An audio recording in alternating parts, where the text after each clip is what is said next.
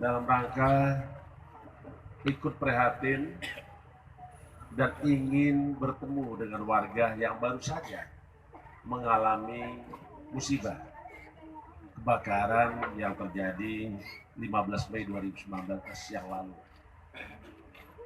Kemarin saya dilaporkan oleh panitia bahwa akan ada aksi melakukan kunjungan silaturahmi dengan warga yang ada di tempat kejadian kebakaran. Pernah ketemu sama polisi? Pernah? Belum pernah? Ini kakaknya? Oh, bos berapa deh? Cek.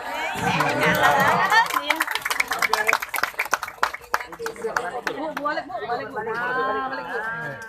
Kakak, kamera. Oke, 1, 2, 3. Tunggu Pak, belum. Kakak kamera kakak masuk. Pas berapa sekarang? 1, 2, 3.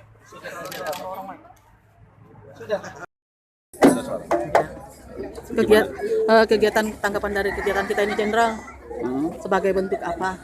Ya, kita sesama manusia itu memiliki rasa cinta.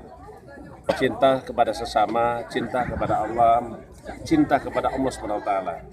Silaturahmi itu adalah merupakan kewajiban karena ada suatu cerita seketika seseorang itu meninggal dunia, dia akan pertanyakan pertama adalah kewajiban. Dia sholat, dia rajin puasa, dia rajin bayar zakat, tetapi kurang lengkap kalau dia kurang melakukan silaturahmi. Dan hari ini adalah wujud kepedulian kita, wujud kecintaan kita kepada warga kita, saudara-saudara kita yang baru saja mengalami musibah. Saya kira itu.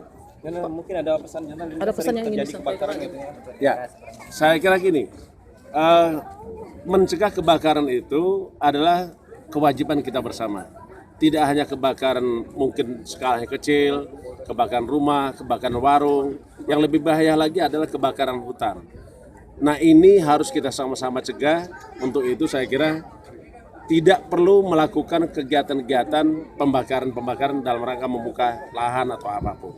Karena di samping merusak lingkungan, juga itu adalah merupakan perbuatan pidana, pengerusakan lingkungan, dan itu ada ancaman pidananya. Jenderal.